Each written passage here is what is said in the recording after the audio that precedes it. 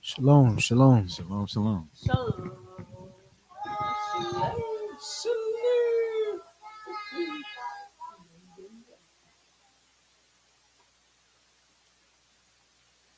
All praises, y'all. Title of today's lesson is SATC, something about this captivity, weapons of our warfare. We're going to start off in Sirach chapter 44, verse 19.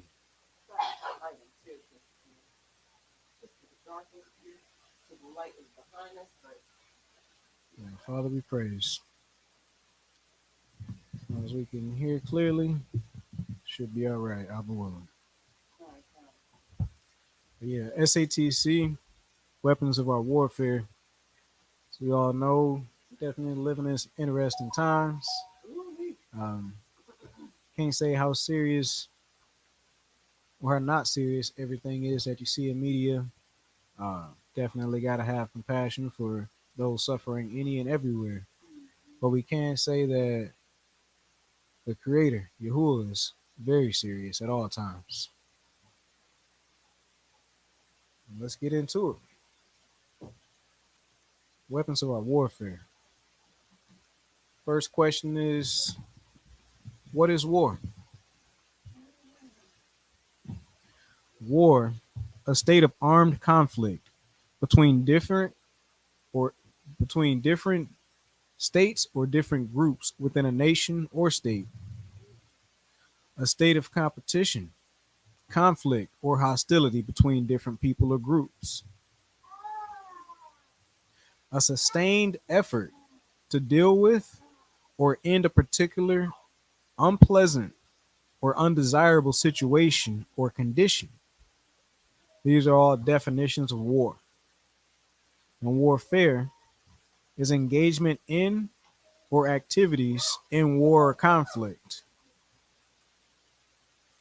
Conflict, a serious disagreement, typically a protracted one or a prolonged disagreement.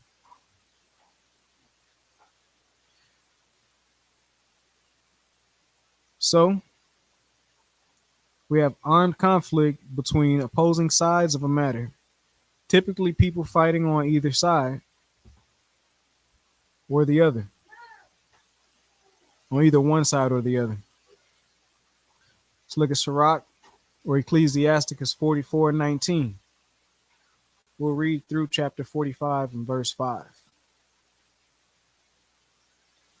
Sirach 44:19. Abraham was a great father of many people. In glory there was none like unto him, who kept the law of the Most High and was in covenant with him. He established the covenant in his flesh, and when he was proved, he was found faithful. Therefore, he assured him by an oath that he would bless the nations in his seed, and that he would multiply him as the dust of the earth, and exalt his seed as the stars, and cause them to inherit from sea to sea, and from the river unto the utmost part of the land. With Isaac did he establish likewise for Abraham his father's sake the blessing of all men, and the covenant, and made it rest upon the head of Jacob. He acknowledged him in his blessing, and gave him an heritage, and divided his portions. Among the 12 tribes did he part them. Sirach 45 and verse 1.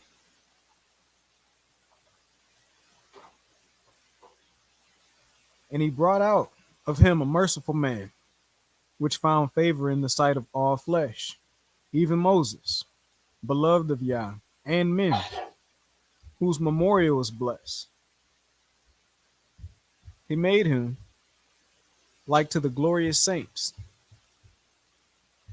and magnified him, so that his enemies stood in fear of him. By his words he caused the wonders to cease, and made him glorious in the sight of kings, and gave him a commandment for his people, and showed him part of his glory. He sanctified him in his faithfulness and meekness, and chose him out of all men. He made him to hear his voice, and brought him into the dark cloud, and gave him commandments before his face, even the law of life and knowledge, that he might teach Jacob his commandments, and Israel his judgments. That he might teach Jacob his commandments, and Israel his judgments. Let's pop down to verse 17. He gave unto him his commandments. He was talking about Moshe, went from Abraham through Moshe. Now it's speaking of Aaron here in verse 17. He gave unto him his commandments and authority in the statutes of judgments, that he should teach Jacob his testimonies, and inform Israel in his laws. So that's why he drew them near unto him, speaking of the Most High. And this is why he gave them his commandments, his testimonies, his laws, his judgments, so that they could make them known unto Jacob and unto his posterity, Israel.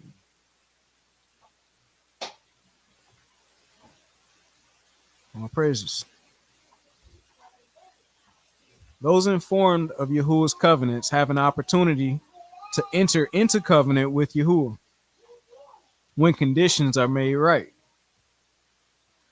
Those in covenant with Yahuwah have an opportunity to war on behalf of righteousness and right ruling.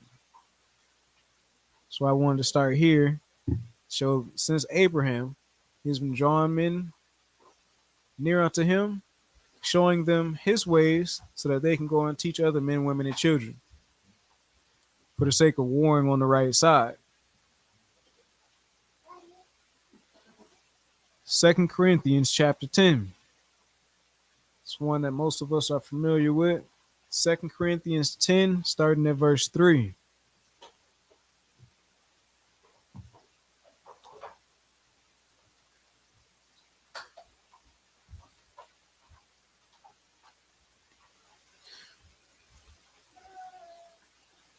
SATC, Weapons of Our Warfare, Part 1. Just trying to lay some groundwork today. Father willing, in the second part, we will go more in depth. 2 Corinthians chapter 10 and verse 3. For though we walk in the flesh, we do not war after the flesh. War here in this verse is G 4754.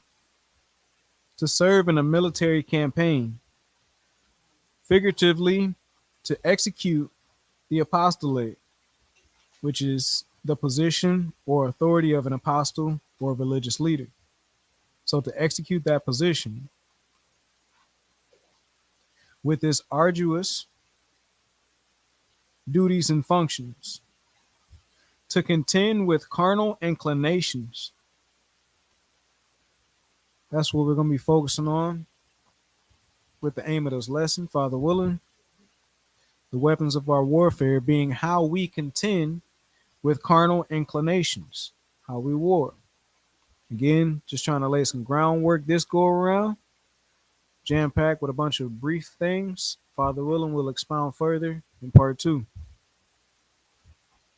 To contend with carnal inclinations, soldier, go to war or warfare.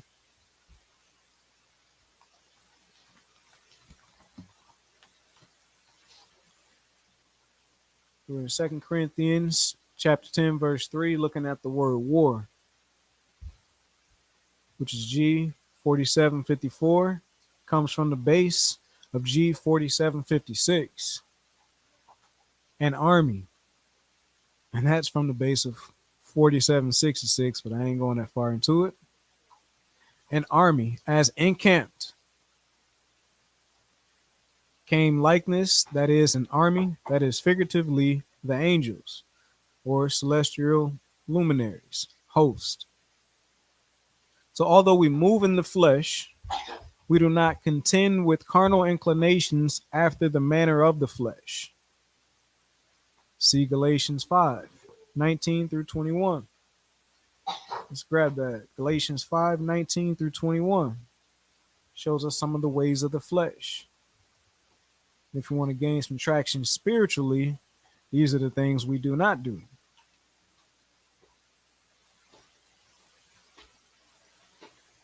All praises. Galatians 5:19 through 21. Now the works of the flesh are manifest, which are these: adultery.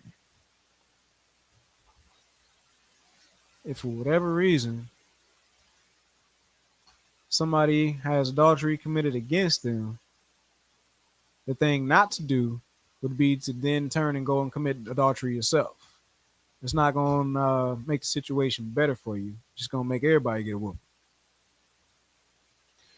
Adultery, fornication, uncleanness, lasciviousness, idolatry, witchcraft, hatred, variance, emulations, wrath, strife, seditions, heresies, envyings, murders, drunkenness, revelings, and such like, of the which I tell you before, as I have also told you in time past, that they which do such things shall not inherit the kingdom of Yah. In This is not the manner in which we gain traction spiritually when we're trying to make things move or shake. Also see Ephesians 4:17 through 19. Ephesians chapter 4:17 through 19.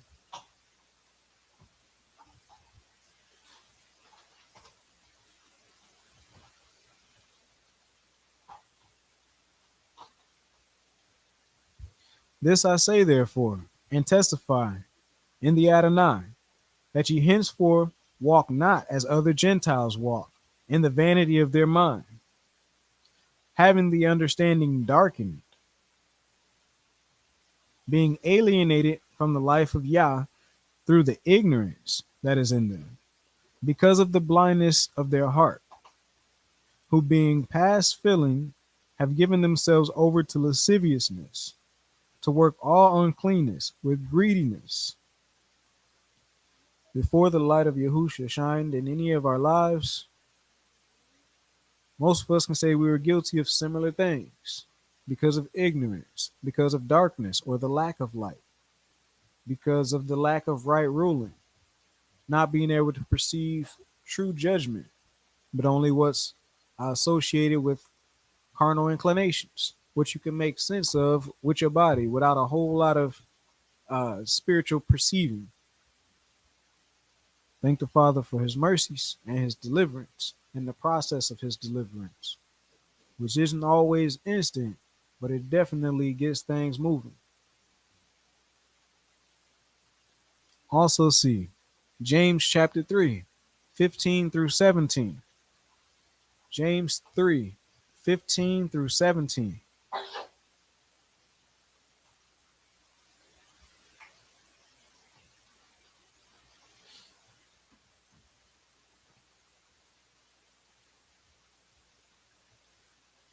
James 3:15. This wisdom descends not from above. What wisdom? The wisdom we were just speaking of. If it wasn't perceived as a sort of wisdom, people wouldn't operate out of it. So on this side of it, it doesn't make sense to a lot of us. But when that's all you have, when that's the pinnacle of your enlightenment, it makes sense to a degree until you gain further education, you get more instruction. This wisdom descends not from above, but is earthly, sensual, devilish. For where envying and strife is, there is confusion in every evil work. But the wisdom that is from above is first pure, then peaceable, gentle, and easy to be entreated, full of mercy and told fruits, without partiality, and without hypocrisy. In Proverbs 3, it tells us what? Let not mercy and truth forsake you. By mercy and truth, you can find favor with Yah and with man. Said Moshe had favor in the sight of Yah and man. Wonder if there was anything related going on. All praises. Let's get back to 2 Corinthians 10, verse 4. 2 Corinthians 10 and verse 4.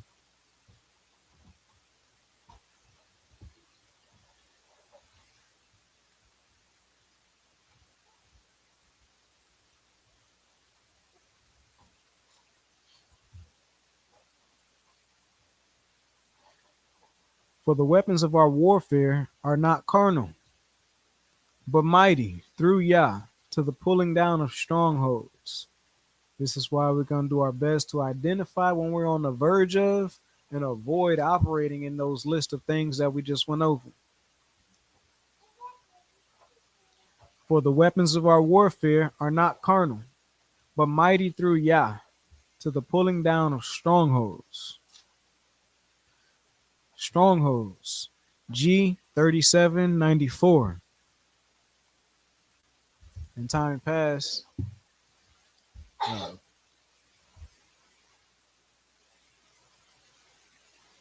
I had brought out a lesson where he went in depth on strongholds, what they are, how you get in them, how to identify them, how to tear them down, and the difference between unrighteous stronghold and a righteous stronghold. Strongholds, G3794, from a remote derivative of G2192, meaning to fortify through the idea of holding safely. A castle, figuratively, argument, stronghold.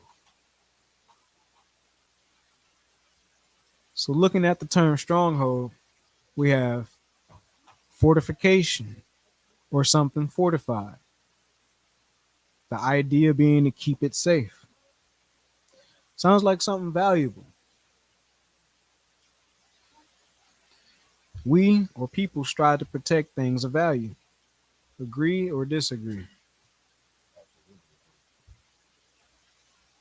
All praises. We strive to protect things of value. What about a city? Do people protect or strive to protect cities? Absolutely. Since way back. Walls of Jericho. Had a reputation.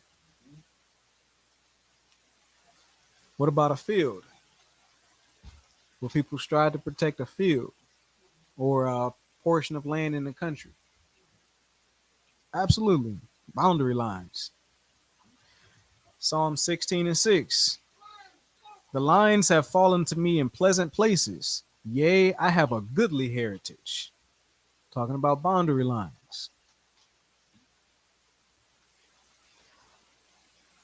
What about cattle or a flock? Yeah. 1 Samuel 17:36.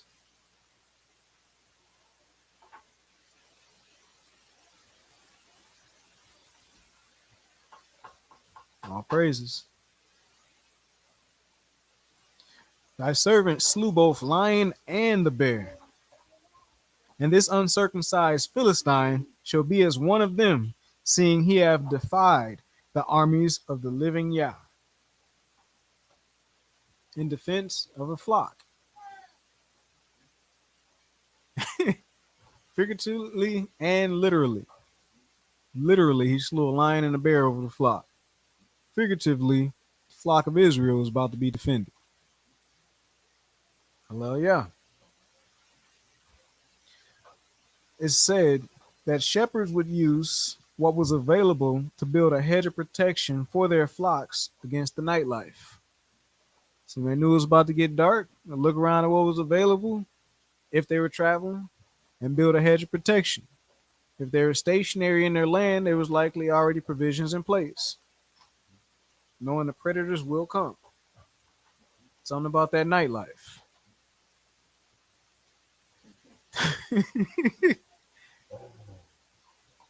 All praises. All praises. Strongholds, Jack. Radio pollution. Ah, Father help us. 2 Corinthians 10:4. For the weapons of our warfare are not carnal, but mighty through Yah to the pulling down of strongholds. So, where do we identify the value of something? Where does that take place? Where do we identify the value of something? Absolutely. Where? Like, what place does that processing take? Where does that happen at? Internally. Like it's all about your perception and what's up here. Mm-hmm. Like gold is only as valuable as people perceive it to be. Absolutely. Anything is only as valuable as the value people will put on it. Mm-hmm. Absolutely. You kind of learn this in business class too. The value is also can also be determined by utility, the satisfaction that somebody gets from that thing.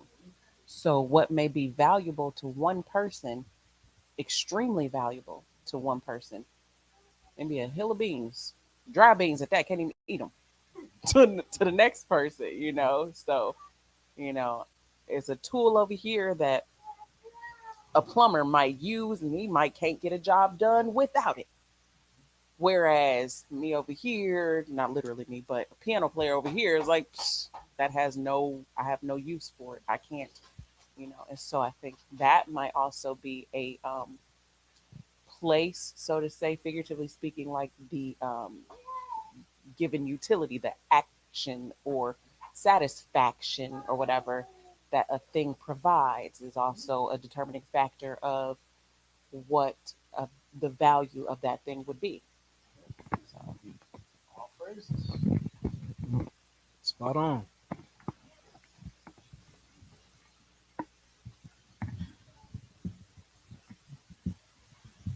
All praises. Um, it can also be determined view based on how we were raised. So our childhood foundation, what we were taught, and what we understand it to be. Mm-hmm. Yeah, that's huge right there. Because it can be right or wrong. Like as a child, in your innocence, you want to believe that your parent is right and that they know what they're talking about. I mean, this is your central guiding system. So if that's all, who knows where you're going to end up? Like, you can't even afford to think your parents don't know what they're talking about. But as a child, you ain't thinking that deep no way. So, is it safe to say that people strive to protect an idea? Yeah. Yeah. I think ideas are more protected than actual tangibles. That's seriously, I think ideas are more protected than actual tangibles because, just thinking about, um, sorry, I don't mean to get all in tangent or anything mode or whatever, but just thinking personally, people, we protect the idea of ourselves harder than we protect, our own vehicles sometimes or something like that. More than we'll protect our own, whatever. Yeah, we'll protect the idea of ourselves ego. It might not even be factual. So I really think ideas get protected way more like the oh, never mind. I was about to go into some completely never mind. Hey, all praises.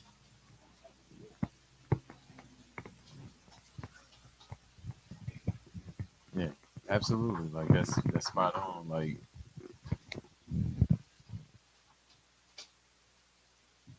it's they say perception is reality, Mm. Mm-hmm. and even Ooh. though it might not really be reality. Like it's like those optical illusions. Like it's not really what you're seeing, but as long as you willing to look at it, like shift your perspective and see it that way, then that's what it is. Mm-hmm. Mm-hmm. Until the house of cards come falling down, and you got to deal with the reality. But you don't always get that opportunity to have to deal with the reality. Mm-hmm. Come on. And then the idea or the reality is exposing yourself, who you are. Uh-huh. So then you're going to protect it because then yourself will be exposed. And sometimes some people don't want their self to be exposed. So you then protect it, protect the idea, Oh, look at you. protect you, because if you are exposed, then Mm-hmm. you're vulnerable Uh-huh. and you're open before Uh-huh. Yahuwah and before others. Come on. And people don't want to do that. Don't want to deal. Yeah, there's a shame that comes with nakedness Ooh. that you got to deal with. Mm-hmm. You gotta be honest. Yeah, Mm-hmm. and Mm-hmm. yeah, Yeah. It's deep. Yeah, I didn't get too far ahead of myself. Spot on. Like it's you'll see it as we move a little further. Yeah, it's just all up and through it. All praises. So we're in agreement that people will and do strive to protect not only a city, not only a field, flock, but an idea. And the value of these ideas to us manifest every day in our lives. Let that marinate. The value of the ideas in our heads manifest every day in our lives. So if we have a goal that we know is achievable, although it may be arduous, strenuous, tired, if we keep self sabotaging, then there's another underlying idea that, for whatever reason, has more value to us than achieving that goal. And this is the aim of this lesson is to get us to start looking at those nuances that keep holding us back from being the best version of ourselves. Because if we are to stand up and become a people that we know we have the potential to be, we got to become our best selves. It ain't gonna come from me trying to make you your best self. Now, if I can do anything to assist you in your journey, that's my duty. But as far as me trying to make you become your best self and shift my focus from myself, I'm about to tear everybody's house down. That's not where it's at. Supposed to be building each other up. Yes, you know, do what's necessary to get to the truth and make sure that we are reasoning correctly. But let's not have our focus in the wrong place. Yeah, literally, like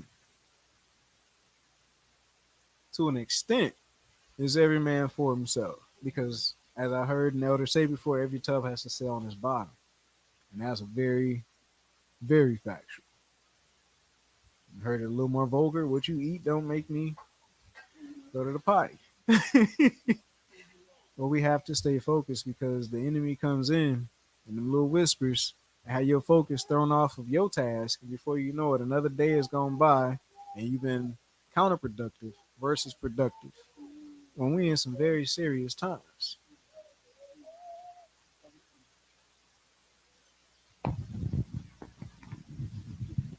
And that just makes me think of the scripture that talks about one who doesn't provide for their own household being worse than an infidel. And I know in a place it does say esteem others more highly than yourself, right? But it doesn't say do that instead of, and it doesn't say take care of someone else's household instead of. It's just telling us, once you got you under control, make sure somebody else is eating as well. Make sure somebody else is okay as well. But that by no means is an excuse to not look at or deal with or provide for. So, So yeah, that's just it. Just brings that scripture to mind immediately. Yeah, I mean, the longer we stay out of order and in dysfunction, whatever we bring forth is going to have a hint of dysfunction attached to it. And that's not going to help anybody. It's going to take away instead of add value. Like you can't, at the time when tithes were given, you can't give alms before you give your tithes. Like you can't, you can't get, give your gift and not have left some other stuff undone. You have to do things decently and in order. So, yeah,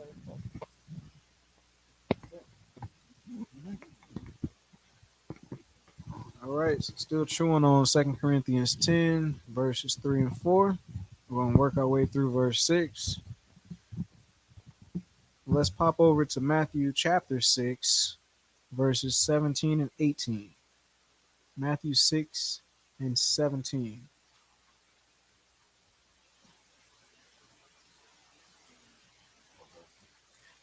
6, chapter 6, verse 17. Forgive me.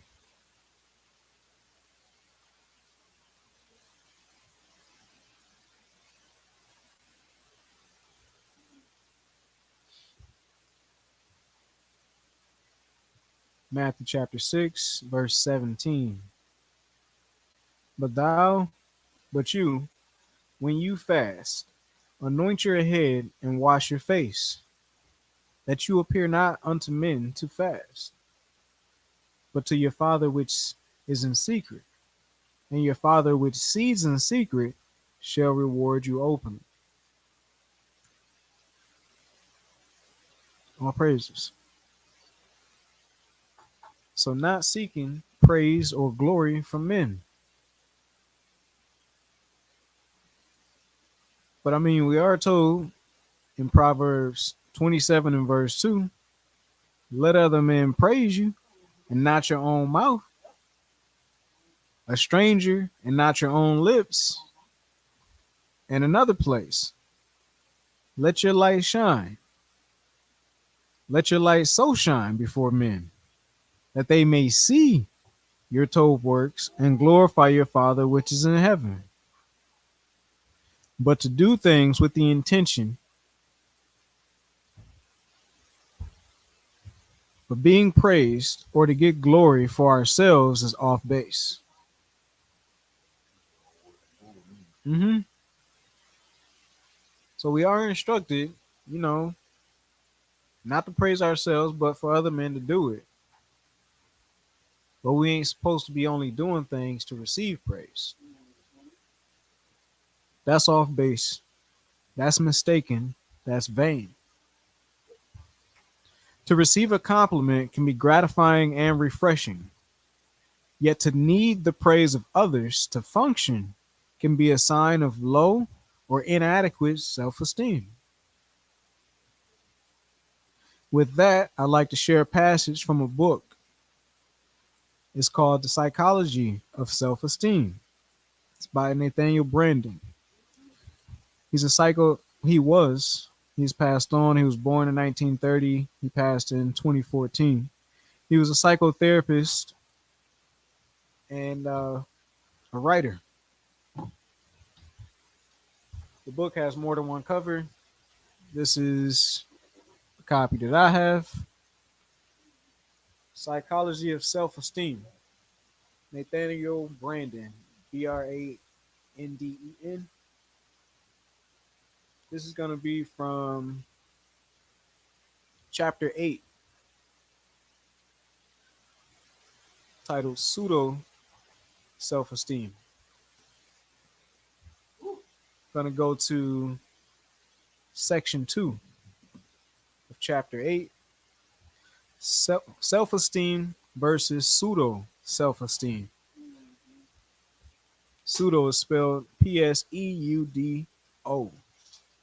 hyphen self-esteem. All right. To the extent that a person fails to attain self-esteem, the consequence is a feeling of anxiety, insecurity, self-doubt, the sense of being unfit for reality, inadequate to exist. Anxiety is a psychological alarm signal, warning of danger to the organism. That was highlighted, or will be highlighted in chapter 9 of this book. In varying degrees of intensity, the experience of such anxiety is the fate of most human beings. Most men never identify the importance of reason to their existence. Most men never identify the importance of reason to their existence. They do not judge themselves by the standard of devotion to rationality, and they are not aware of the issue of self esteem in the terms discussed here. They are aware only of a desperate desire to feel confident and in control, and to feel that they are good, good in some basic way which they cannot name. But the cause of that formless fear and guilt which haunts their lives is a failure which is psycho-epistemological.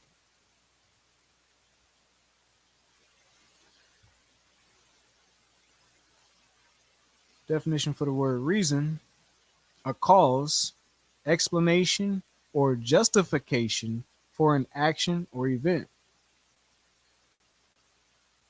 The power of the mind to think, understand, and form judgments by process of logic. Psychoepistemology, psychoepistemology is the study of a man's cognitive processes from the aspect of the interaction between the conscious mind and the automatic functions of the subconscious. In other words, somewhere between our focus, our meditation, and our actions is the essence of why we do what we do.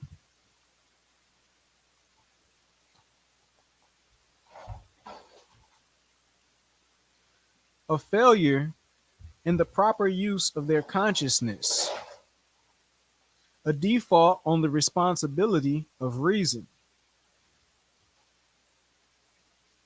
The anxiety they experience is part of the price they pay for that default. So when there's something that you know you should have done, but you leave it undone, it will cause you to be uneasy. And if that is left undone and you evade that instead of confronting it and dealing with it, you're only going to keep perpetuating the cycle.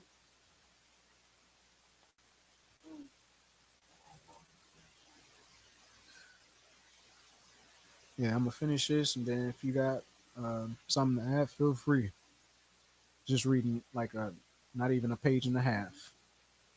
Since self esteem is a fundamental need of a man's consciousness, since it is a need that cannot be bypassed, men who fail to achieve self esteem, and let me add, earlier in the book, he explained that self esteem, authentic self esteem, is established by your ability to set a goal and meet that goal, and then your evaluation of yourself based off of that. Anything else is not going to give you genuine self esteem to stand on. That's why it's important for us as parents to teach children to set goals and achieve goals and start them off with little stuff that they can accomplish, build their confidence and stuff and their ability to do so that one day they can be a functioning, productive adult and part of society.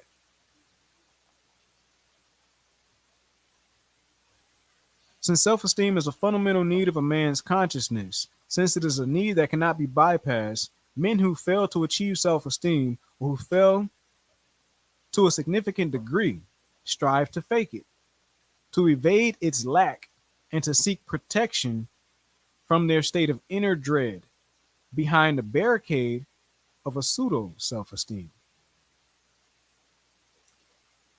I wrote in here myself: fortification, stronghold. That's where these things come from.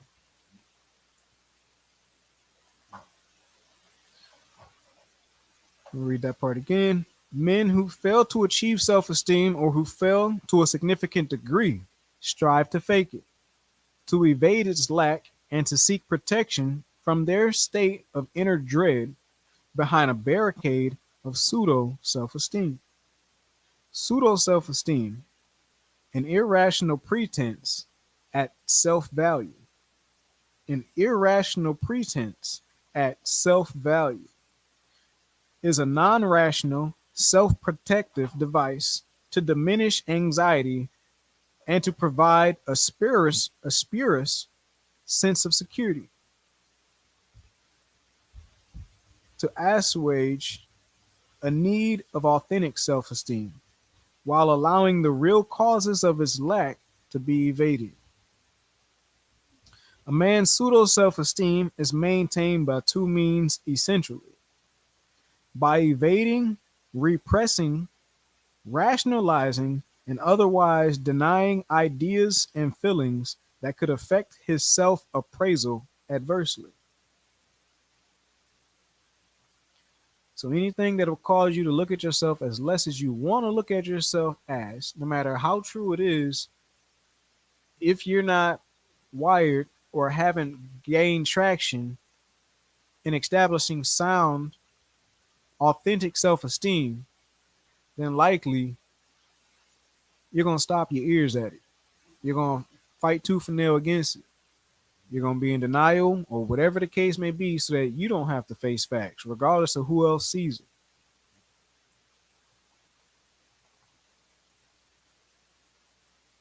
And by seeking to derive his sense of efficacy, that's what it is. That's what's true or authentic self esteem is rooted in is efficacy, which is basically your ability to set a goal and achieve a goal, which gives you the idea that, okay, yeah, I can affect change.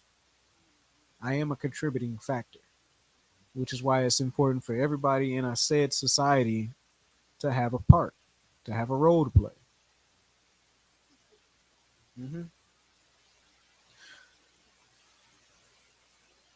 And by seeking to derive his sense of efficacy and worth from something other than rationality, some alternative value or virtue which he experiences as less demanding or more easily attainable, such as doing one's duty, or being stoical, or altruistic, thank you, struggling, or financially successful, or sexually attractive. This complex process of self deception on which the neurotic builds so much more of his life, holds the key to his motivation, to his values and goals. To understand the nature and form of a particular man's pseudo self esteem is to understand the mainspring of his actions, to know, quote unquote, what makes him tick. And I'm going to stop there, but that's where we're going with trying to look at what we're looking at in this lesson is learning what makes us tick. Because if we can figure that out, we can close a whole lot of doors and open the doors that we want to open. Like it says in Daniel, and those that know their lure shall do exploits. I'm sure he ain't talking about we going to loot the mall because the power's out. Nah, these are spiritual things. You know what I mean? These are spiritual things that manifest in the physical and give us an edge, a competitive edge.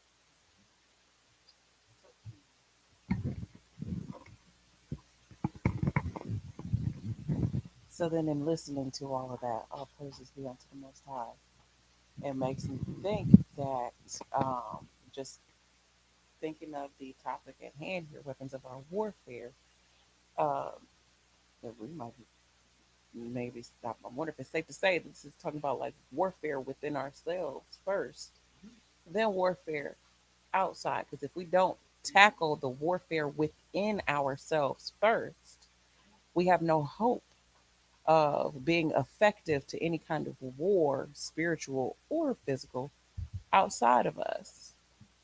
And so, when dealing with the warfare inside of us, a stronghold, it seems like could be of cognitive dissonance. Cognitive dissonance can definitely be a type of stronghold that will deter us or prohibit us from achieving, like you said, opening the doors that we want to open. We might be stuck at a stumbling block, and it's absolutely a stumbling block because of our own cognitive dissonance. And until we get over that dissonance and become harmonious within ourselves, we can't be useful or effective. Come on, sir. Come on, sir. Because when you know you done wrong, and if instead of you accepting the fact that you done wrong and getting real with yourself, like I did XYZ, so that the father can be like, I know you did XYZ, and I didn't kill you, and I didn't kill you because it's something I want you to do. So if you stop stumbling at that, you can get busy at what I want you to do, and then I can get on to smiling at you. Then you'll be stuck way back at square one and ain't even gotten the game and ain't done your part in this warfare because you don't want to face the facts.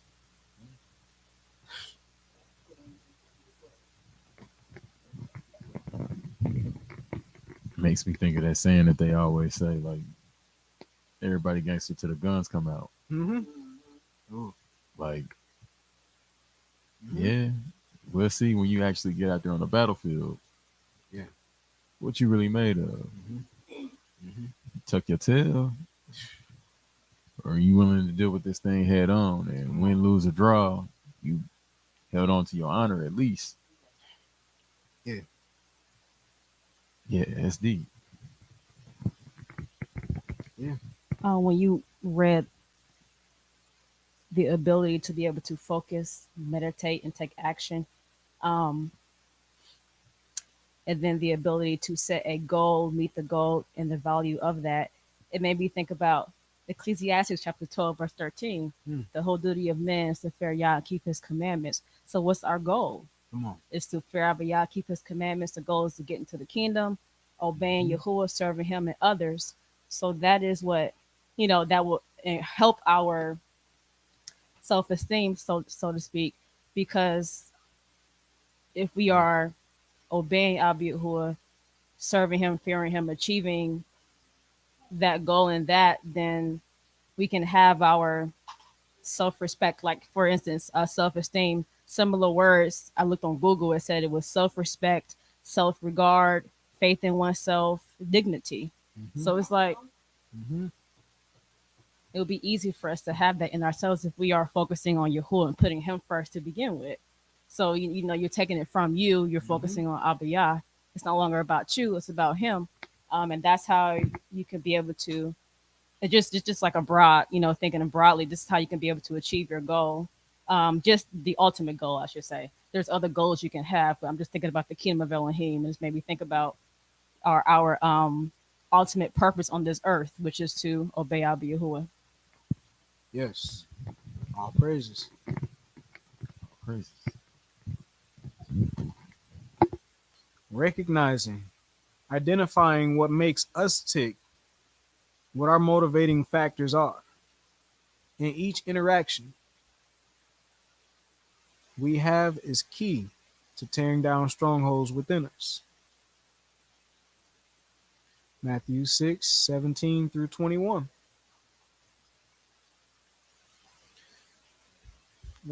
It's a little easier to make sense of why certain people would move the way they did in the scriptures, because it's like, well, if you knew XYZ, why would you do this with that information? But they're still human and the mind still works a certain way. It's set up for you to sow and for you to reap. And if you sow this seed, you're going to get this type of fruit at harvest time. Matthew 6:17-21. Yahuwah is not mocked. But thou, when thou fast, when you fast, anoint your head and wash your face, that you appear not unto men to fast, but unto your Father which is in secret, and your Father which sees in secret shall reward you openly. 19. Lay not up for yourselves treasures upon earth, where moth and rust do corrupt, and where thieves break through and steal, but lay up your treasures in heaven, where neither moth nor rust does corrupt, and where thieves do not break in and steal. So sow into the everlasting things, things that can't be taken away, things that ain't gonna diminish or perish with the person that you idolize or whatever's going on. Not that anybody sets out with that being their intention, but because of the way our minds work, with the wrong doors left open, we fall into these snares. Verse 21. For where your treasure is, there will your heart be also. So whatever you find value in, that's where your meditations, is where your focus is going to be. And ultimately, that's what your actions are going to contribute toward, trying to achieve or establish.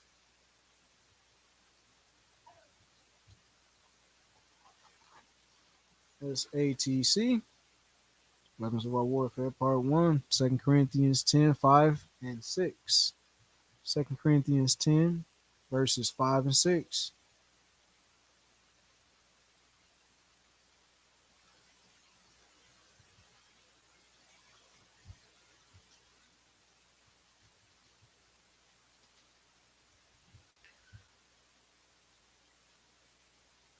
Chapter 10, verse 5.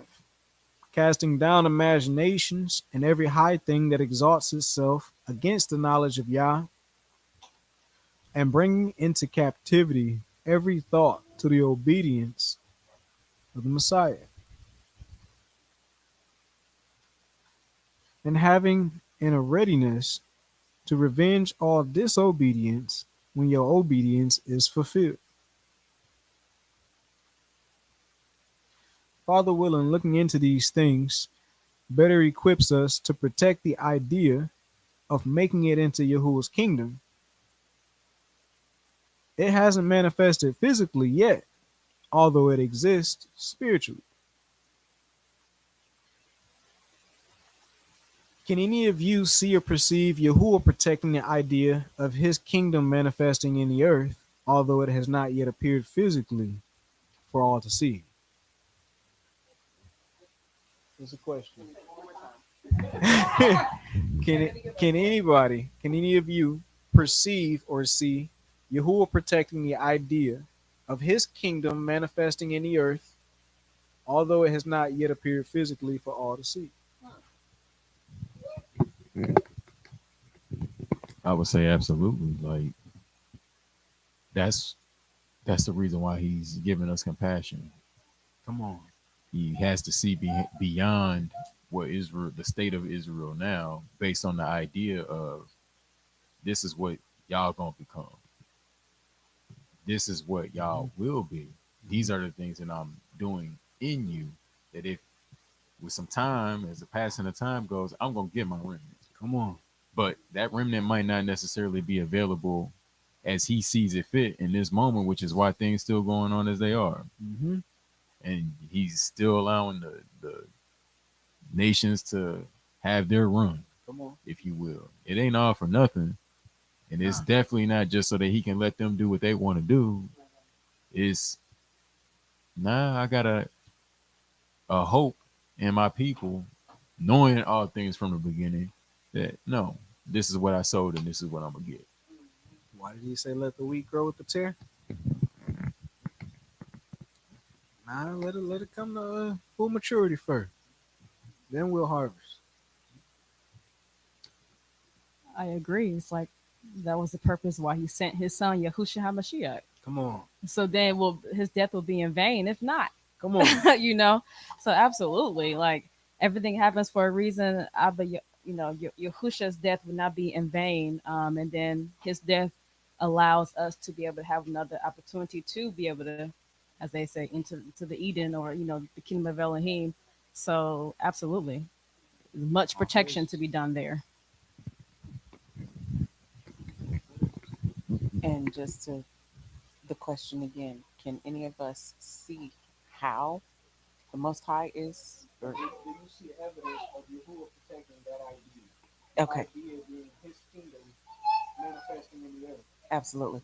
And so, just to land back up off of what Sis was saying, because I was sitting here thinking about it and trying to think of actual instances of where, okay, is there anything I can see or a way that he has met. Yeah, like Sis said, Yahusha coming. But I would even take it far back as well. Um, the fact that he gave us a law, because that is a hedge of protection.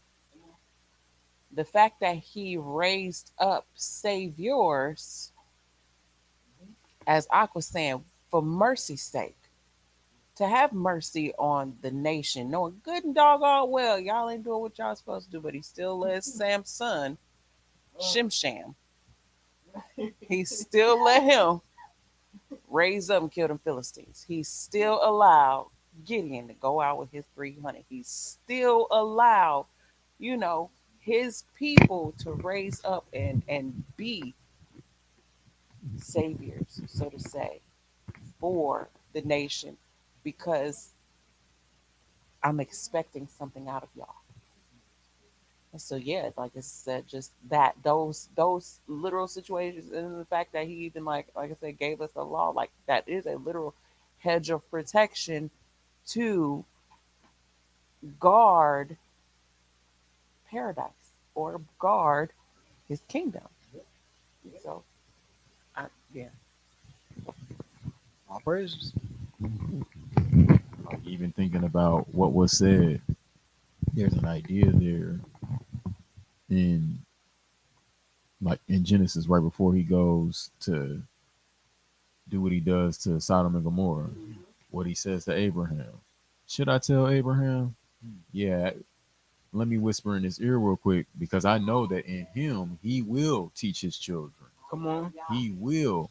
So yeah, it's like he's Mhm. holding on to that idea. Yes, sir. Yes, sir. Most importantly, for his name's sake. Come on. I mean, oh, let me see. She said, Uh huh. Right on time. were you going to Ezekiel? Ezekiel Don't at matter all? if we go in there or not. He put it on y'all to share. Bring it up. Yeah. Ezekiel chapter 36. All Let's praises. see.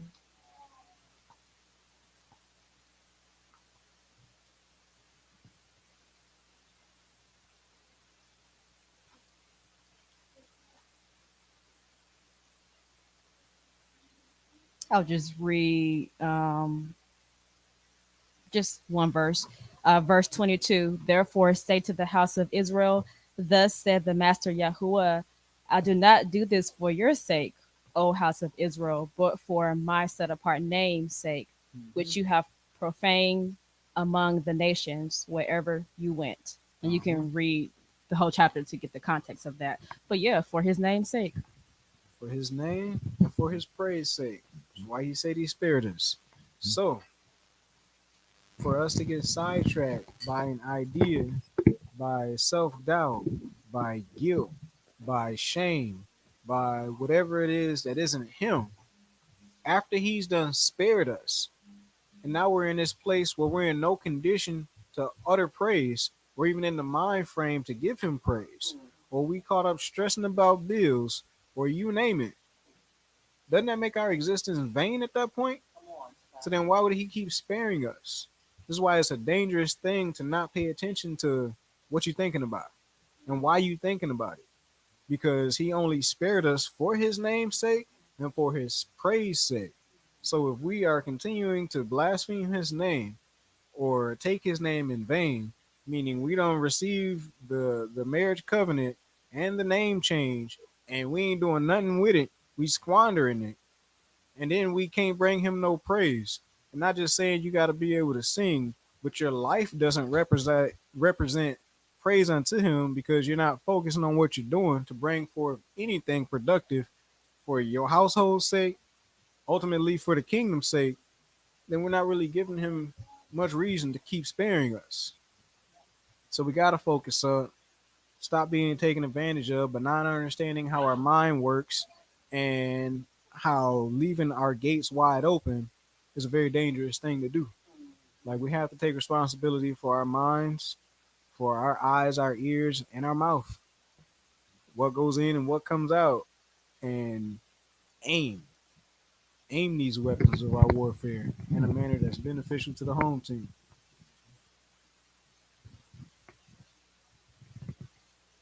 I just want to say one thing.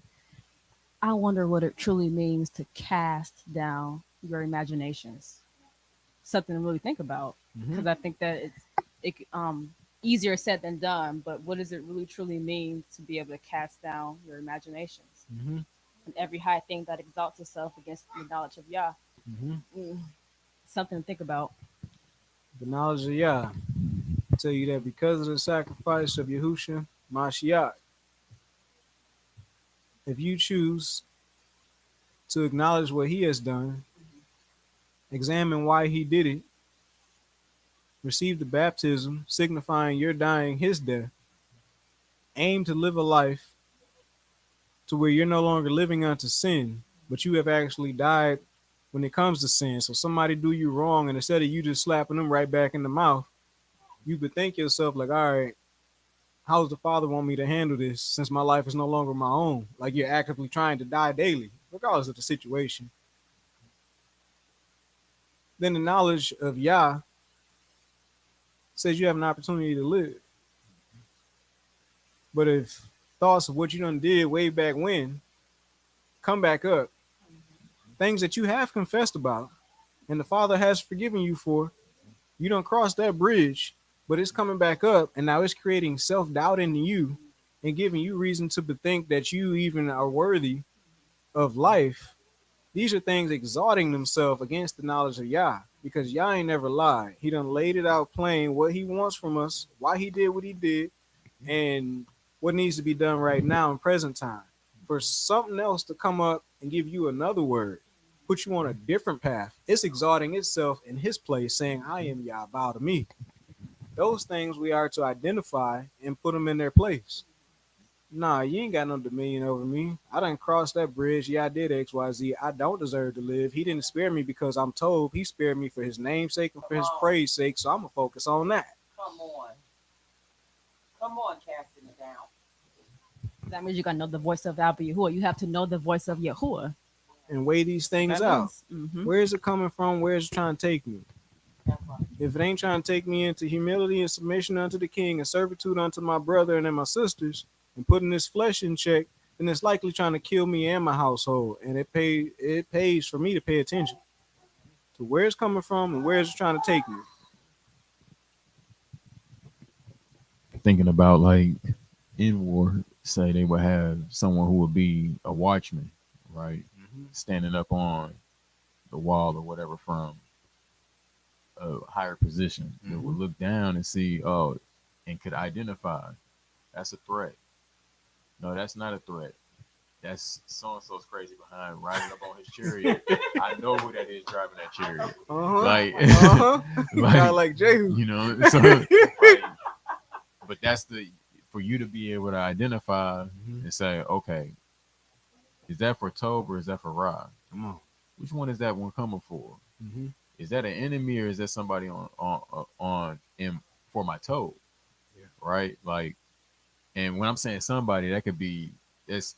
I'm not just saying a physical person. I'm saying whatever these thoughts, ideas are. Mm-hmm. Is that to help or is that to hurt? Come on. What's the fruit of that thing? Like you were saying. And if that's the case, then nah, it's not coming up here on these walls and trying to knock down these gates. Come on. We got to guard the gates. Yeah. So that means we either gonna sound the alarm if Mm-hmm. we need help, right? Mm-hmm. Or if I got my bow and arrow and it's just it's enough for me to aim and shoot it, then Yeah. we gonna take care of that. Yeah. But it's really just identifying, okay, this thing did not come. This is an enemy. This is a threat to my Yeah. existence. If I let this in, what is it gonna do to what I'm trying to protect? So if that's the case, all these high thoughts, all these things that exalt themselves above Elohim, they got to get dealt with as threats and as enemies to us. If not, we're gonna be guilty of idolatry. Mm-hmm. He said we're defiled by what comes forth from within. That means it was something that we let in Mm-hmm. Mm-hmm. or didn't kick out. Mm-hmm. Absolutely. Jump on that right quick because I was talking about in actual warfare, there would be a watchman on a tower, hmm able to look out.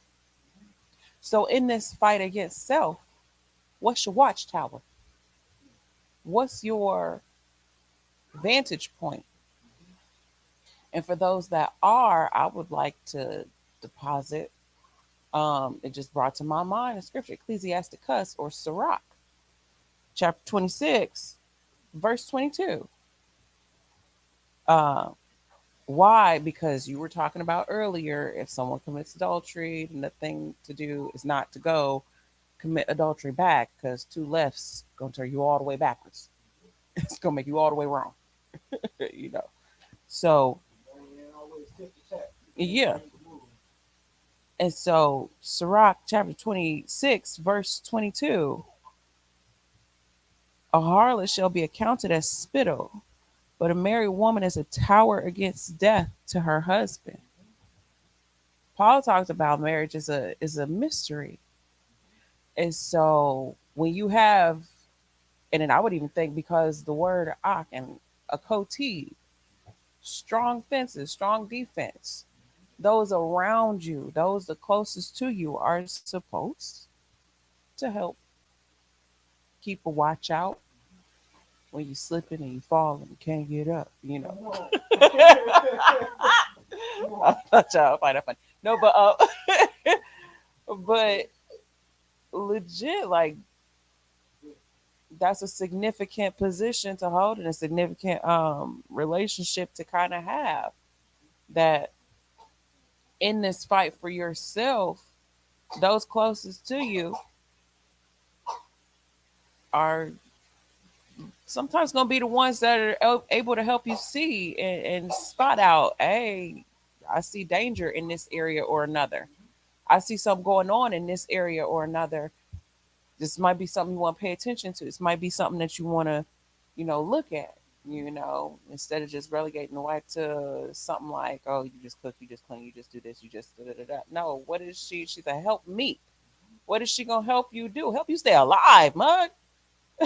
Help you meet the goal, meet the meet the requirements set by Yahuwah. Ideally, you know. All praises. Yeah, it behooves us not to not get. Slow down. Think about it. Spit it out. It behooves us to not get so caught up on the way somebody close to us says something, but to take the time to think. Think about the duration of your relationship, and then to praise that. Like, have they been for my toad? Are they for my toad? If that's the case, then it's likely they're not trying to hurt me with what they're saying, even if they could have said it in a more kind way. Sometimes you don't need kind, you just need facts. I can tell you, you don't care about your feelings. You care about what side of the tracks you on. You for rightness or you for that wrong stuff? Choose your pick and then take your feelings wherever you want to take them. I had to get over that myself. Like, that's why I'm saying it. Sometimes that's a cop out. You could have said it this way, but you still ain't looking at the facts that are you.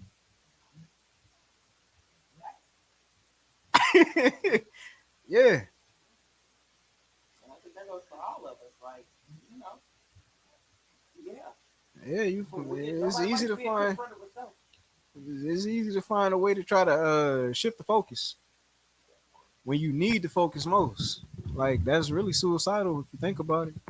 Hmm. Yahuwah was trying to save your life, and he intentionally didn't happen to say it nice, just so that you can choose to get over yourself and receive the healing. Get on the road toward healing, because it ain't gonna be instant. You didn't instantly get into that nasty condition that you in. Hmm. No, it's a long hill that we got to climb because it took a while for us to get down that low. You don't always need nice. In Yahuwah fashion, he'll give you the choice to choose the pain now, which is gonna lead to healing, or avoid it now and then just suffer destruction. Hmm. I mean, it goes back to what you were saying earlier about that pseudo self esteem. Like, the nice way allows me to not really have to deal with and not really have to confront Mm-hmm. what's really in the mirror, Just how bad it is. right? Mm-hmm. It, yeah, it gives me a. It's Mm-hmm. not so bad because how it's been packaged up and dolled up and given to me. Yep. So beating around the bush is, dressed up Mm-hmm. and sparing my feelings, which my feelings is what got me in this position in the first Come place. on.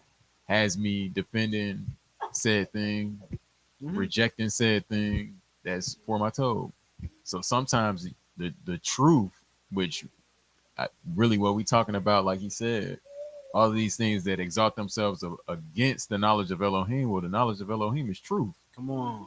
So that means that you put in a falsehood Uh huh. and you would rather quote unquote believe the lie. And Yeah. if you're doing that, then you know.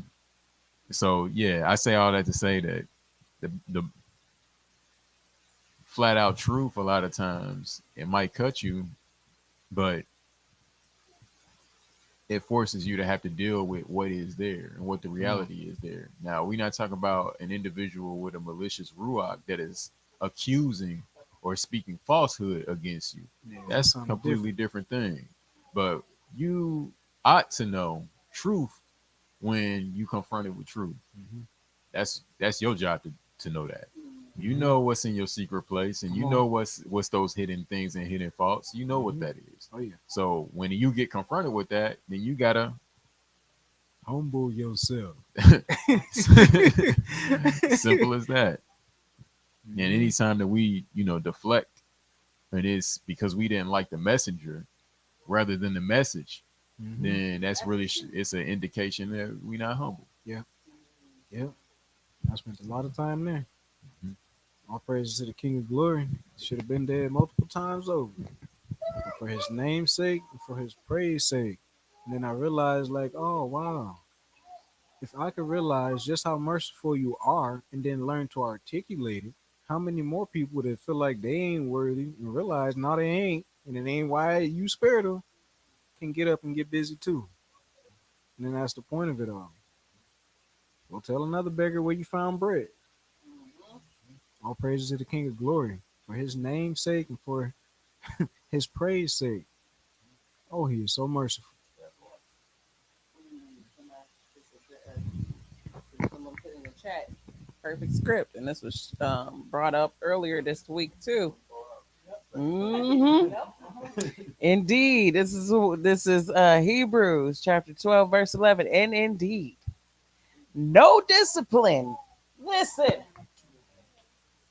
no discipline seems pleasant at the time, but grievous. But afterwards, it yields the peaceable fruit of righteousness to those who have been trained by it. Man, came right back around. Uh, That's just it. That's just it. Like, you know, for our people, ain't no bunkers. Ain't no bunkers. What the Hawks say on Avengers, like a, nah, he's like when he's in that enraged state, he doesn't have a suit of armor. It's like an exposed nerve. He still feel pain. For us, Yahuwah has to be our refuge. So we have to choose that uncomfortable discipline that comes with holding ourselves accountable, which makes room for us to hold each other accountable. When the value system switch and it's all on the line, like it's only so many things gonna matter. We don't get no bunkers. We get to either choose truth in Him or to suffer whatever fate's gonna come outside of His protection. Weapons of our warfare. I was just turning that over in my mind right quick. Literally, this is called weapons of our warfare. We always talk about sometimes. Well, I don't know, but I'll speak for me. I still have it in my mind sometimes. Prayer, weapon of warfare. Speaking the word, weapon of warfare.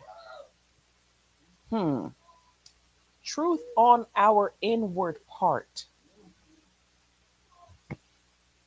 One of the most, if not the most, important weapon of warfare without truth on the inward part, everything you stand on gonna fall and it's gonna crumble. You can put on, you can call yourself putting on the whole armor of Yah all you want to, breastplate of righteousness. If you don't have truth on your inward parts, what are you really holding on to? If you have not dealt with self, how confidently can you stand? And the Most High have commanded us. Have He not commanded us to stand still and see the salvation of Yahweh? That means hold our position. I don't mean do nothing. What position are we holding on to? A double-minded, wavy position? We don't need to hold on to that one. We need to hold on to the assurance and the surety that He is who He said He is, and He did what He did, not for us, but for His name's sake, because He is who He is. He did it for his own people in the busted condition that all the world has seen us in. Who will he not do it for if they choose righteousness, if they choose truth above everything else? And, That's what's supposed to be going forward from us. and that was also in Ezekiel, which was brought out. I don't know if it's the same chapter, different chapter, but where He said, "Is it not His will that the wicked would turn from their wickedness and live?" Period. We know not everybody's going to turn from their wickedness, but if you will turn, open your ears and turn. Indeed. Hallelujah. Praise Yahuwah. Proverbs 25 and 28.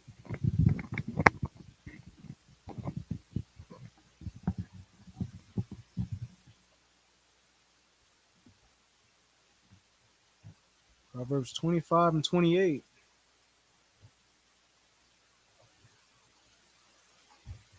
He that has no rule over his own ruach or spirit is like a city that is broken down and without walls.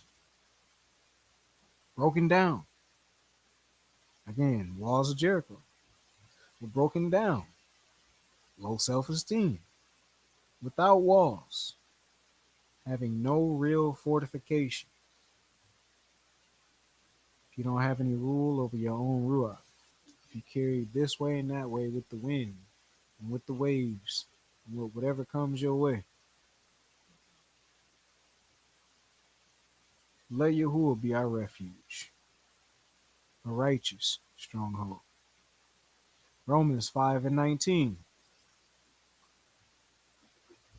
Romans 5 and 19.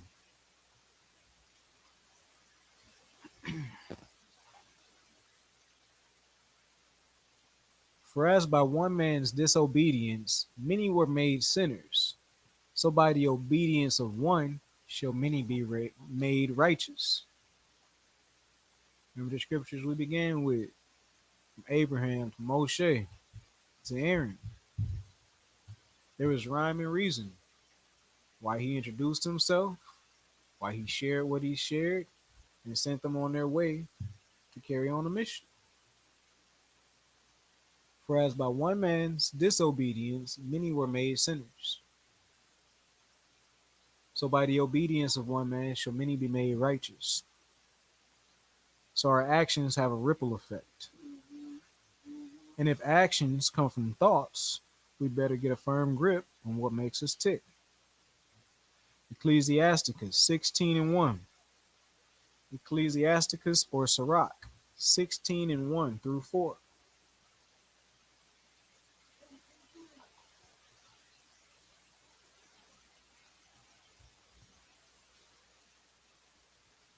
Desire not a multitude of unprofitable children, neither delight in ungodly sons. Though they multiply, rejoice not in them, except the fear of the Adonai be with them. Trust not you in their life, neither respect their multitude. For one that is just is better than 1,000, and better it is to die without children than to have them that are ungodly. For by one that has understanding shall the city be replenished, but the kindred of the wicked shall speedily become desolate. Jeremiah 5, verses 1 and 2. For by one shall a city be replenished, but the multitude of the wicked shall soon become desolate. Jeremiah 5 and 1. Run ye to and fro through the streets of Jerusalem, and see now and know, and seek in the broad places thereof, if you can find a man, if there be any that executes judgment. And I that execute judgment, that seek the truth, and I will pardon you. Of course, this proclamation was given before the destruction, so that tells you the state of the people then. And you can look at the state of the people now. And though they say, the Adonai lives, surely they swear falsely. So our mouth was near unto him. Yeah, we was talking about him, but our focus and our meditations was way off base. Not at all. Ezekiel 22, verse 30 and 31. Ezekiel 22, 30 and 31.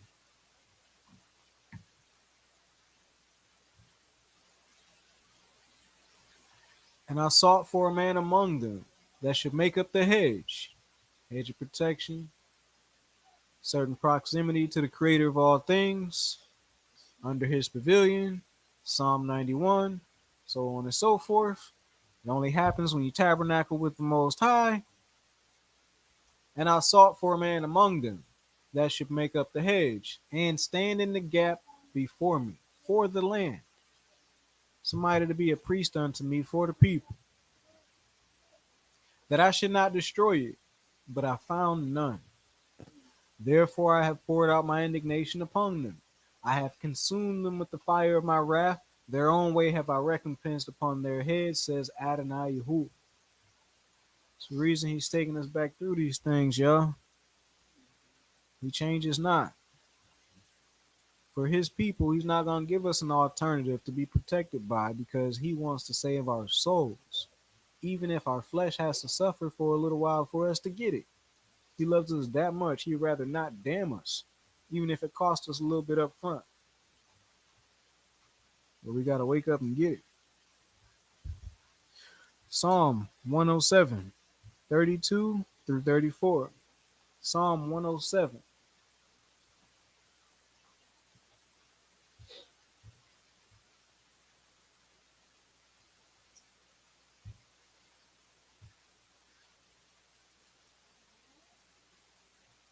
Let them exalt him also in the assembly of the people, and praise him in the assembly of the elders.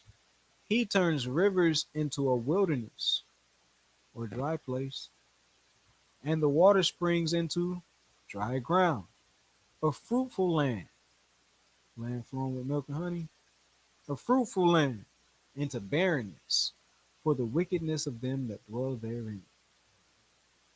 Look at the ghettos across the world. Amos 3.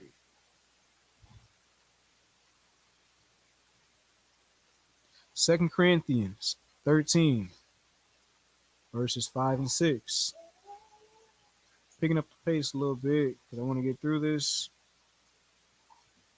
That way, Father willing, part 2 can pick up where it's supposed to and not in an awkward place.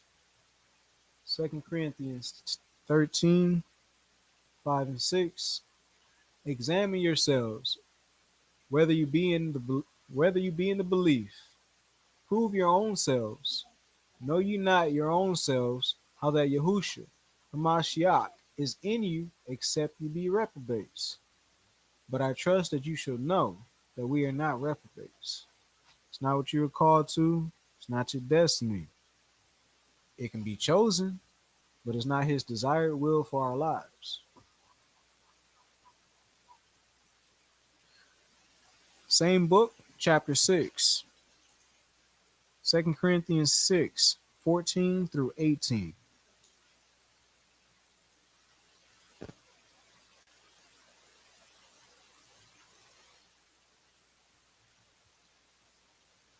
Be ye not unequally yoked together with unbelievers. For what fellowship has righteousness with unrighteousness? And what communion has light with darkness? And what concord has Yahushua Hamashiach with Belial? Or what part has he that believes with an infidel? And what agreement has the temple of Yahuwah with idols? For ye are the temple of the living Yah. As Yahuwah has said, I will dwell in them and walk in them, and I will be their Elohim, and they shall be my people. Wherefore, come out from among them and be ye separate, says Yahuwah, and touch not the unclean thing. Starts in the mind, value systems. And I will receive you, and will be a father unto you, and you should be my sons and daughters, says Yahuwah Sabaoth. Yeah. Romans chapter 6.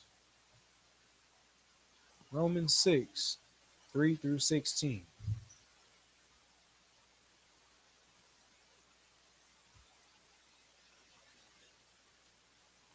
Know ye not that so many of us as were immersed into Yahushua HaMashiach were immersed into his death.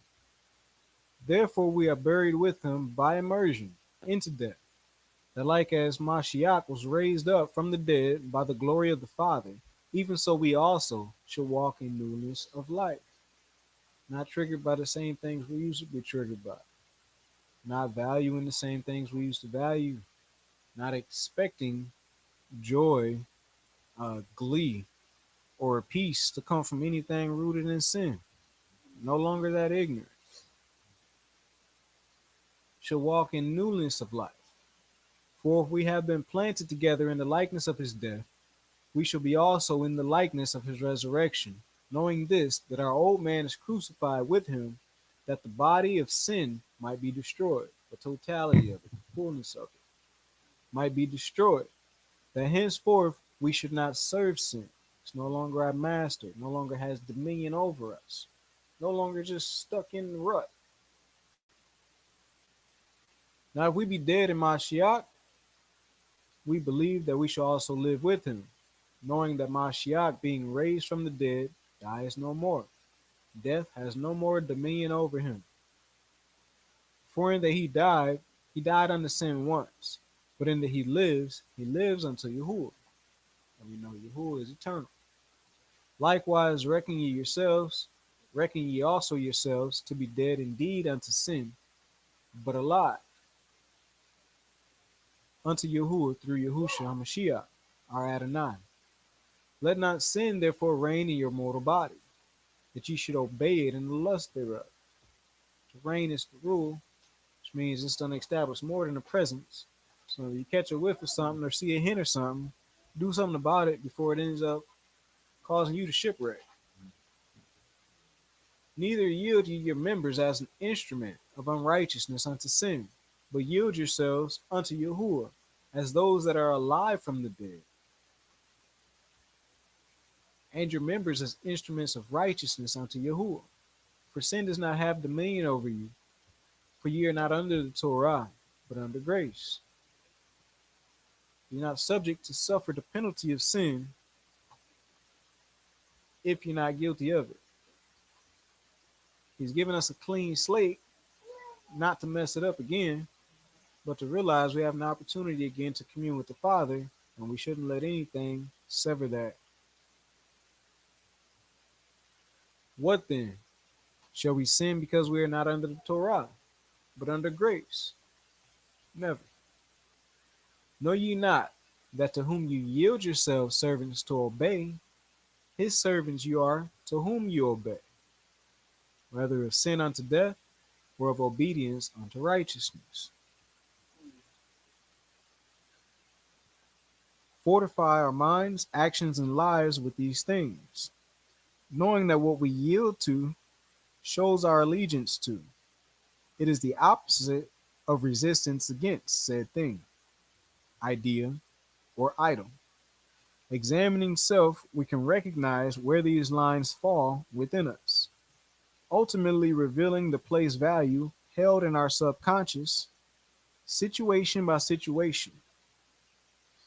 Then, if we can see the place value or value placed side by side with the accounts of exposure we have had, We can systematically deconstruct and reconstruct our personal cognitive processes to reject wickedness and reflect uprightness. In other words, saying if you can see, all right, I place way too much value on XYZ, and then you can look back in your life at all the accounts of exposure you've had to said thing that have given you this value of it, you can choose to place a new value on that thing by examining the truth of the matter with new light. In the beginning, he made two great lights, greater one to rule the day, less one to rule the night. We all know that sunlight allows you to see a lot more than moonlight. So as he's calling us forth out of operating under that moonlight, now that we operating in the sunlight, we can see a lot more than what we used to be able to see. Some things shouldn't even have value anymore. Those things is up to us to look back at all the accounts that have added value, false value to them things, and tear them down and rebuild something new rooted in truth.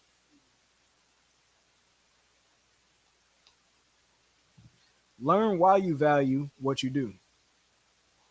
What's the reason? We established the fact that people strive to protect ideas and strive to protect things of value. So, what if you don't know something is valuable or can't perceive its value? Ignorance or blindness being the reason. Isaiah 1 and 3. We almost done. All praises. Isaiah 1 and 3, and then we'll pop down to verses 18 to 20. Those of y'all in the group chat saw these next couple of scriptures just the other day. All praises to the King. We're going to hit them again. Isaiah 1 and 3. The ox knows his owner, and the ass his master's crib. But Yasharel does not know, my people do not consider. Verse 18.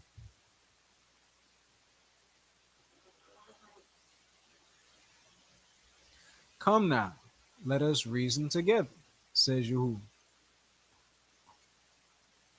So from verse 3 down to 18, there was something wrong with our reasoning. And he exposed that. He's calling us back. Come now, let us reason together, says Yahuwah. Though your sins be as scarlet, they should be as white as snow. Though they be red like crimson, they should be like wool. And if you be willing and obedient, ye shall eat the tobe of the land. But if you refuse and rebel, ye shall be devoured with the sword, for the mouth of Yahuwah has spoken. Again, we're living in some interesting times. We should really take this to heart. Psalm 19, 7 through 11. Psalm 19, 7 through 11.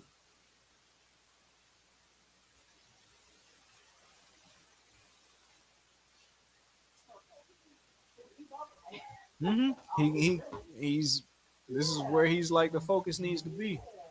If we want his protection to be garnered, this is where our meditations need to be. Psalm 19, 7 through 11. The Torah of Yahuwah is perfect, restoring the soul. The testimony of Yahuwah is sure, making wise the simple.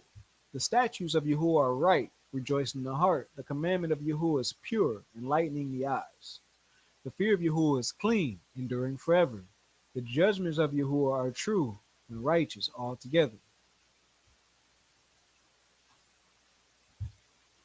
More to be desired are they than gold, yea, than much fine gold, sweeter also than honey in the honeycomb. Moreover, by them is your servant warned, and in guarding them there is great reward. In Psalm 145, I think it's verse 19, it says something along the lines of, he fulfills the desire of those that fear him. He fulfills the desire of those that fear him. Most operate on a base level of survival of the fittest, fight or flight, trying to avoid death. If we're willing to uphold Yahuwah's ways, even under the threat of death, it shows that we fear something greater than death. We value him more than our lives. He fulfills the desire of those that fear him. Stemming off verse 11, moreover, by them is your servant warned, and in guarding them, there's a great reward. Let's look at John 12 and verse 48. Just verse 48. John 12 and 48.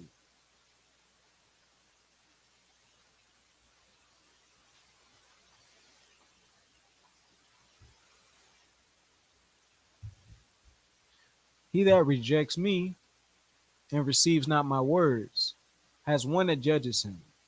The word that I have spoken, the same word, the same shall judge him in the last day.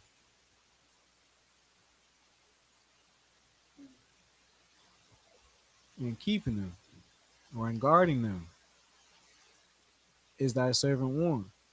He doesn't just give you one half of the coin.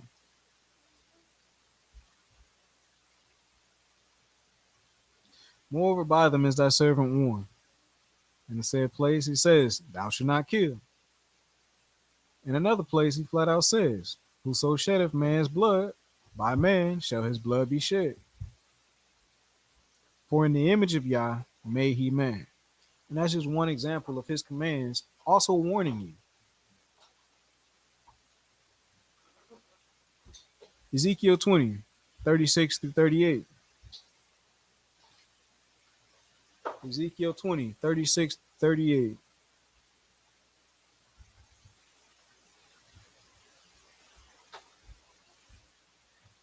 Like as I pleaded with your fathers in the wilderness of Mizraim, or in the wilderness of Egypt, so will I plead with you, says Adonai Yahuwah. And I will cause you to pass under the rod, and I will bring you into the bond of the covenant, and I will purge out from among you the rebels, and them that transgress against me. I will bring them out of the country where they sojourn, and they shall not enter into the land of Yasharel. And you shall know that I am Yahuwah. Who else can utterly displace you? Again, I ask, what if you don't know something is valuable? What's it going to mean for Yahuwah's people to return to the land he promised to their fathers based on his covenants and oath? Like, just think on that. But what if you don't know that keeping his ways is valuable?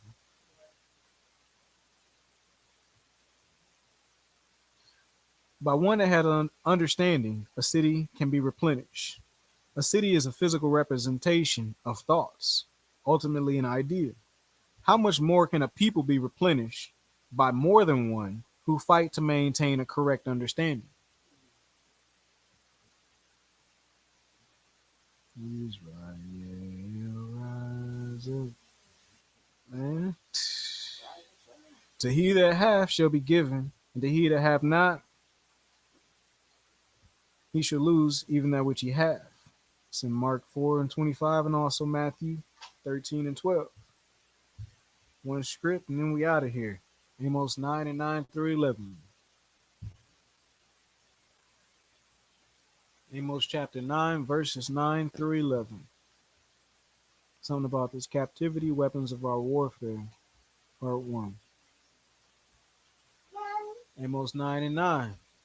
For lo, I will command and I will sift the house of Israel, or the house of Yasharel, among all nations, like as a grain is sifted in the seed. Yet shall not the least grain fall upon the earth. So you ain't got to be the largest grain, but an actual product of the seed will not be lost. All praises to the King. Like as grain is sifted in the seed, yet shall not the least grain fall upon the earth. All the sinners of my people shall die by the sword, which say the evil shall not overtake nor prevent us. In other words, I ain't got to repent because, nothing changed since way back when. You who ain't going to do tobe or rob. You keep thinking like that if you want. I wouldn't advise it. Verse 11. In that day will I raise up the tabernacle of Dawid that is fallen, and close up the breaches thereof. Hallelujah. And I will raise up his ruins, and I will build it as in the days of old. All praises. In closing, Those with eyes to see and ears to hear have been summoned by the Creator of all things. Our mission: become the standard of righteousness. The standard is Yahushua, Mashiach, first among many. Father willing, as we grow, we recognize every experience had is an opportunity to learn who we are in our own mind versus who we are in reality versus who we are in Yahushua, Mashiach. Father willing, as we grow, we recognize every experience had is an opportunity to learn who we are in our own mind versus who we are in reality versus who we are in Yahushua, Mashiach. Aim the weapons of your warfare with precision. Shalom.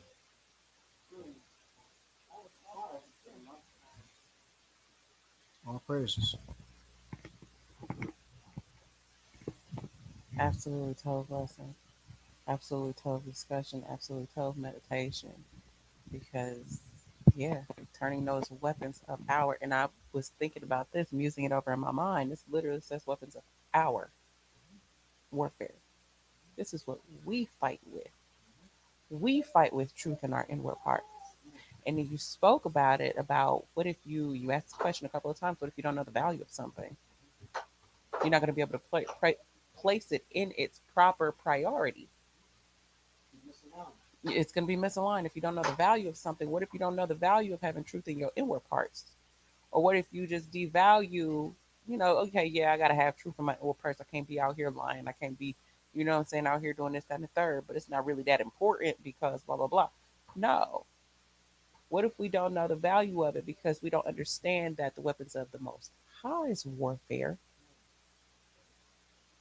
deal with us? We are his wielded weapons. And my weapons of war, with you I will break in pieces the nations. With his right hand doth he redeem us. And what is his right hand wielding? A battle axe. So if we crumble in the hand of his right hand, what good are we? So I like how this is talking about literally our weapons of warfare. And this whole time just discussing having truth on our inward parts and dealing with that cognitive dissonance or that pseudo self esteem, or just dealing with those things that might give us confidence in the wrong areas. We're not able to truthfully or honestly judge our efficacy if we're not, if our self-esteem is not in the correct things. Not being able to consider ourselves, we're finding well, like I said earlier, we want to say that we're good, but we can't name what we're good at.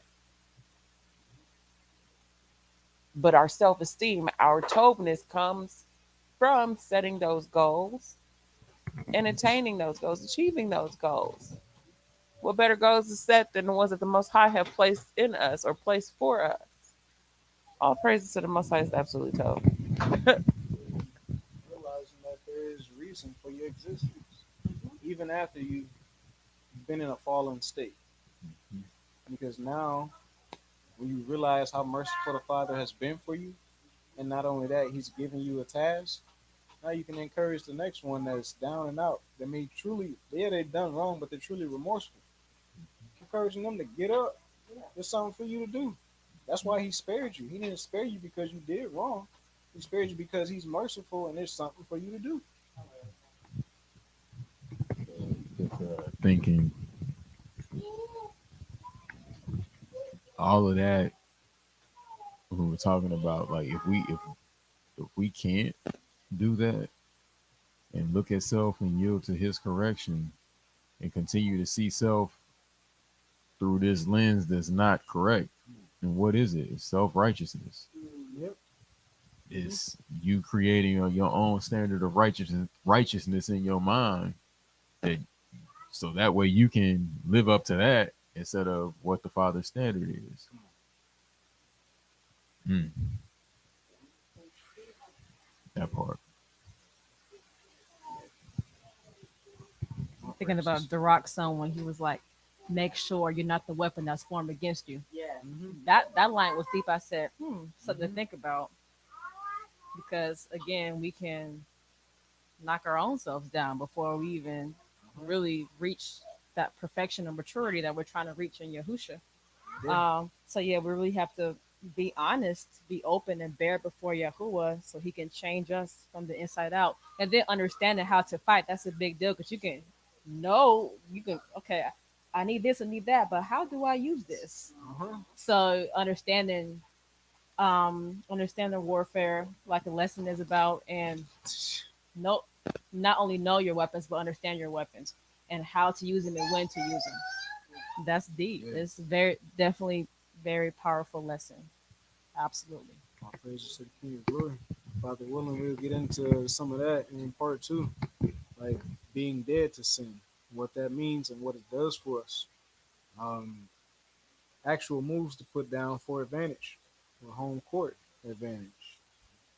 For example, learning to fear the tormentor and not the tormented, because there's all sorts of pressures that come in once you get on the right path to try and discourage you or to throw you off the King of Glory sanctuary, because it's an arduous path of follow the leader, where Yahusha being the leader. The stuff comes to throw you off, whether it's coming through a person or a manifestation of an entity. They all fall into the boat of the tormented. Don't fear the tormented, fear the tormentor. There's only one of them. But yeah, Father willing, we'll get into that later. Just wanted to lay some groundwork so that we can chew on those types of things. All praise to the King, and that's it for today. All praises. Well, if that is all, then we're gonna go ahead and say shalom to everybody. We definitely hope this was edifying to um, those who have been able to join us. We welcome you. We thank you for joining us. Those who may listen to this after the fact, we welcome you too. We thank you for listening as well. We definitely hope that this is edifying and uplifting, and you know, good for the purpose of perfecting the saints as it's supposed to be, because that's what that's exactly what it's supposed to be for. So, may the Most High keep us. May the Most High hear us in our time of distress. May we have truth on our inward parts. Something else I've been meditating on this week. May we agree with His word and His word only, and not be guilty of agreeing with an enemy or the enemy. May He make us exponentially more than we are as it is this day. May that be for our toe and for our benefit and not for our destruction. Oh, Father, not for our destruction. With that being said, Shabbat Shalom, everybody.